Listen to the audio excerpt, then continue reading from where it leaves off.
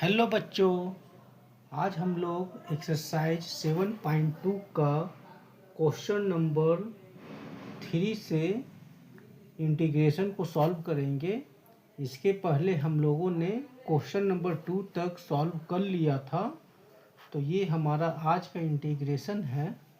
Integration करना है 1/x plus x log x को। तो इसको सॉल्व करेंगे हम लोग। तो फर्स्ट ऑफ ऑल हम लोग क्या करेंगे, यहाँ पर x को हम लोग कॉमन ले लेंगे।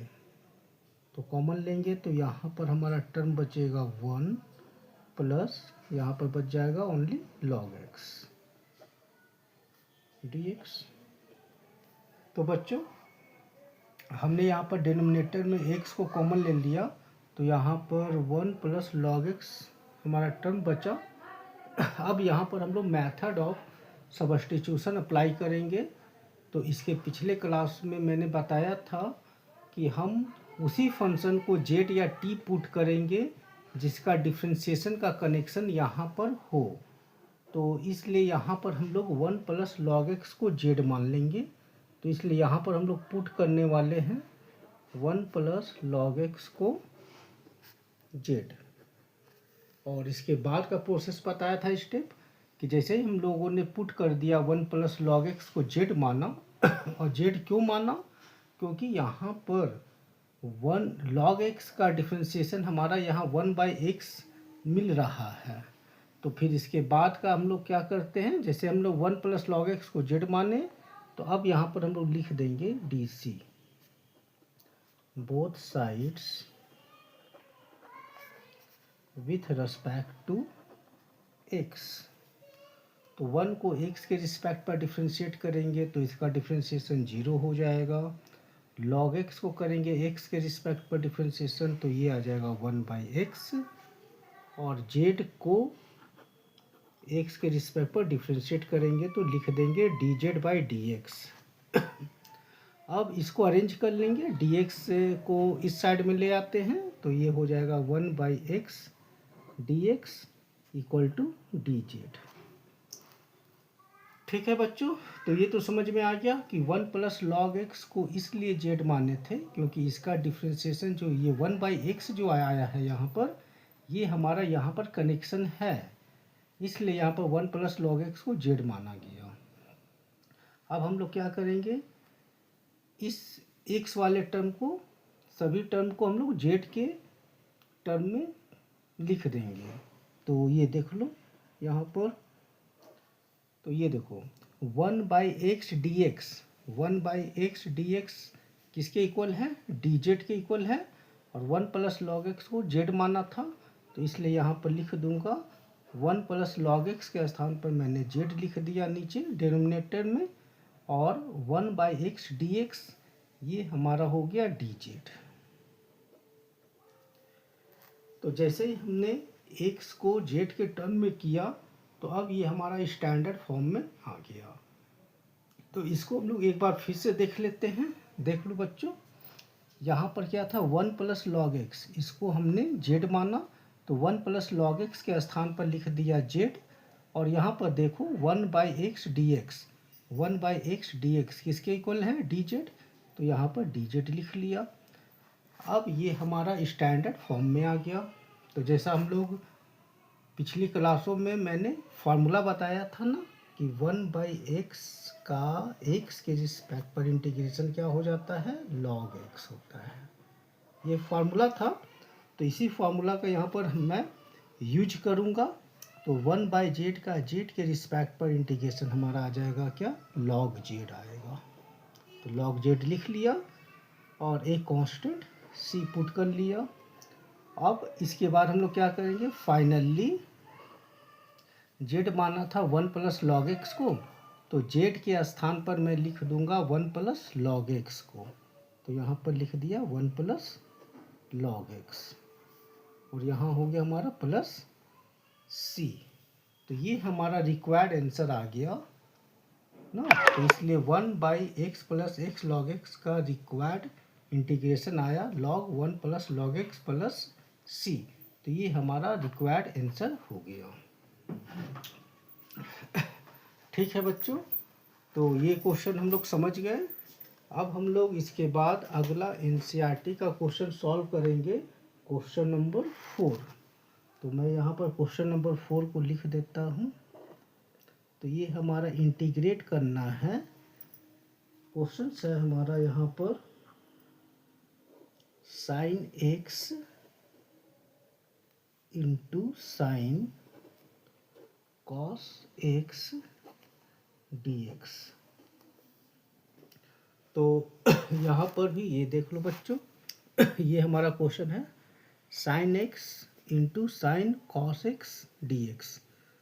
तो यहाँ पर कॉस एक्स जो है ये साइन के एंगल के रूप में है। तो अब यहाँ पर हमको मानना है तो अब ये देख लो बच्चों कि साइन एक्स को अगर जेड मानेंगे तो साइन एक्स का तो डिफ्रेंशिएशन होता है कॉस एक्स, लेकिन यहाँ पर कॉस एक्स यहाँ पर एंगल के रूप में है, ये साइन के एंगल के रूप में है। तो इसलिए हम लोग यहाँ पर साइन एक्स को जेड नहीं मान सकते हैं। हाँ, ये कॉस एक्स अगर यहाँ पर स्वतंत्र टर्म होता है, इंडिपेंडेंट होता है जैसे साइन एक्स है, तब तो हम लोग साइन एक्स को जेड मान लेते। तो इसलिए यहाँ पर हम लोग साइन एक्स को जेड नहीं मानेंगे, यहाँ पर हम लोग कॉस एक्स को मान लेंगे जेड। तो इसलिए यहाँ पर हम लोग क्या करेंगे, पुट कर देंगे cos x equal to z. अब इसके बाद अगला स्टेप क्या है, तो ये देखो डीसी करते हैं both sides with respect to x. तो हम लोग जानते हैं कि कॉस एक्स का एक्स के रिस्पेक्ट पर डिफ्रेंशिएशन हो जाता है माइनस साइन एक्स, और इस जेड का हो जाएगा D Z by D x. अब हम लोग इसको एक साइड में कर लेंगे, तो यहाँ से होगा साइन एक्स डी एक्स, तो यहाँ पर लिख दूंगा साइन एक्स डी एक्स, और मान लो ये माइनस को अनदर टर्म में ले गए तो इधर लिख दूंगा माइनस डी जेड। तो इस क्वेश्चन को एक बार फिर से देख लो।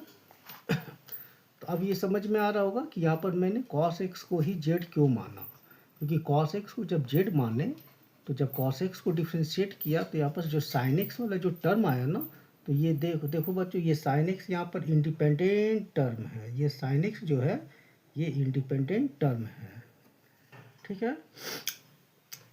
और अगर इसके जगह अगर साइन एक्स को जेड मानता तो साइन एक्स का भी डिफ्रेंशिएशन कॉस एक्स तो होता है, लेकिन ये कॉस एक्स वाला ये जो टर्म है ये हमारा इंडिपेंडेंट टर्म नहीं है, ये इसके एंगल के फॉर्म में है, साइन के एंगल के रूप में है ना।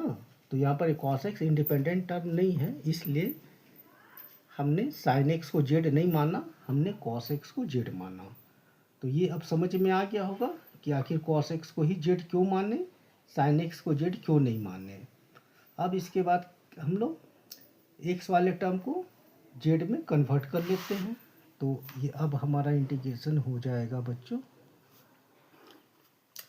ये देखो यहाँ पर साइन तो ज्यों का त्यों है, यहाँ पर साइन लिख लूँगा ऐसे।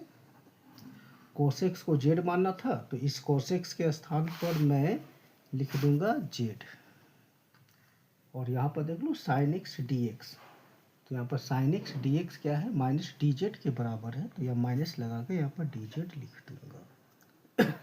तो एक बार फिर से देख लो, देखो साइन ज्यों का त्यों लिखा, और इस कॉस एक्स को मैंने जेड माना था तो इस कॉस एक्स के स्थान पर जेड लिख लिया। अब ये देखो साइन एक्स और डी एक्स ये किसके इक्वल है, माइनस डी जेड के इक्वल है, तो ये लिख दिया। अब ऐसा लिखने से अब क्या करूँगा इसमें, ये देखो माइनस को इंटीग्रेशन से बाहर कर लेता हूँ। अब यहाँ पर साइन जेड डी जेड बचा, और हम लोग जानते हैं कि साइन जेड का जेड के रिस्पेक्ट पर इंटीग्रेशन माइनस कॉस जेड होता है, क्योंकि ये स्टैंडर्ड फॉर्म में है, और हम लोग पढ़े हैं कि साइन एक्स का इंटीग्रेशन क्या होता है, माइनस कॉस एक्स। तो उसी तरह से साइन जेड का जेड के रिस्पेक्ट पर इंटीग्रेशन हो जाएगा माइनस कॉस जेड। तो हमारा जो होगा ये तो माइनस यहाँ पर है, अब साइन जेड का इंटीग्रेशन हो गया माइनस कॉस जेड, और लास्ट में इंटीग्रेशन सी। और अब हम लोग जानते हैं कि माइनस माइनस प्लस होता है, तो इसलिए ये हो जाएगा हमारा कॉस जेड प्लस सी। अब हम लोग क्या करेंगे, जहाँ पर जेड है ना उसकी जगह में cos x को पुट कर देंगे। तो मेरा फाइनली आंसर जो आएगा cos है, z के स्थान पर लिख दूंगा cos x। तो ये हमारा आंसर आ जाएगा cos, z के स्थान पर लिख दिया cos x, तो cos x प्लस c। तो ये हमारा रिक्वायर्ड आंसर आया इस क्वेश्चन का। तो आज के लिए इतना ही बच्चों। अब हम लोग नेक्स्ट क्वेश्चन अगले क्लास में पढ़ेंगे। ओके।